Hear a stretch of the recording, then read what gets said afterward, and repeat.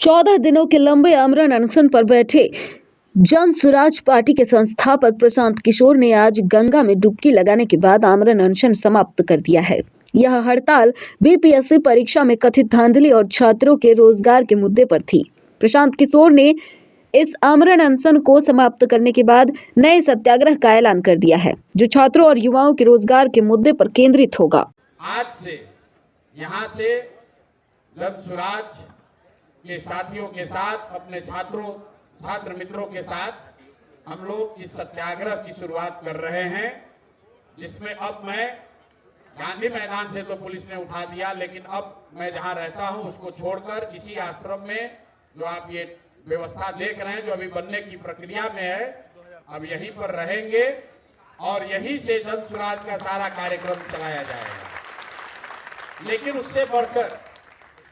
ये इस जगह को हम लोग इस तरह से बनाना, विकसित करना चाहते हैं ताकि बिहार का हर वो व्यक्ति जो यहाँ की व्यवस्था से दुखित है, यहाँ की व्यवस्था का पीड़ित है, उन सारे लोगों के लिए ये प्लेटफॉर्म, ये आश्रम आवाज बने, उनके साथ हम लोग खड़े हो सके, उनके दुख दर्द के साथी बन सके। इस संकल्प से मैं इस आश्रम की, जिसका नाम हम लोगों ने बिहार सत्याग्रह आश्रम दिया है, ताकि बिहार के समाज के हर उस वर्ग को जिसके साथ जाति हुई है, जिसके साथ व्यवस्था ने गलती करी है, वो यहाँ आ सके और इस व्यवस्था के तहत जुड़कर अपनी बात को मजबूती से रख सके, बिना ये डरे हुए कि पुलिस वाले आकर उन पर लाठी चलाएंगे, बिना इस बात से डरे हुए कि सत्ता के लोग उनको डराएंगे, धमकाएंगे। ये आश्रम इस बात का भी एक प्रतीक बनना चाहिए कि शांतिपूर्ण तरीके से बिहार में जो एक व्यवस्था बना दी है सरकार ने, कि जिसको भी व्यवस्था के से कोई शिकायत है, कोई आवाज लगाता है, तो सरकार उसको उपद्रवी बताती है। सरकार उसको लॉ एंड ऑर्डर का मुद्दा बनाकर उन पर लाठी चलाती है। तो इस आश्रम को इसीलिए बाजाप्ता सरकार से परमिशन लेकर, जिन साथियों का ये जमीन, जो लोग अपना होने का दावा करते हैं, उनको पैसा रेंट देकर, सरकारी रेंट देकर ये व्यवस्था मैंने बनाना शुरू किया है, ताकि बिहार का कोई भी समाज का वर्ग, वो वर्ग जो अपने आप को दुखी फील कर रहा है, अकेला फील कर रहा है, वो यहाँ आए, अपनी आवाज रखे, इस विश्वास से रखे कि जन स्वराज, प्रशांत किशोर और हम सब युवाओं की ताकत और आवाज आपके साथ है। आपको व्यवस्था से डरने की जरूरत नहीं है, व्यवस्था में गलती और जाति करने वालों से डरने की जरूरत नहीं है।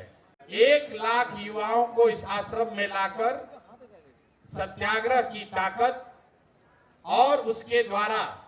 बिहार के समाज की चेतना को पुनर्जीवित करने के लिए ऐसे 1 लाख छात्रों को, युवाओं को यहाँ से प्रशिक्षित करेंगे, ताकि वो जाएं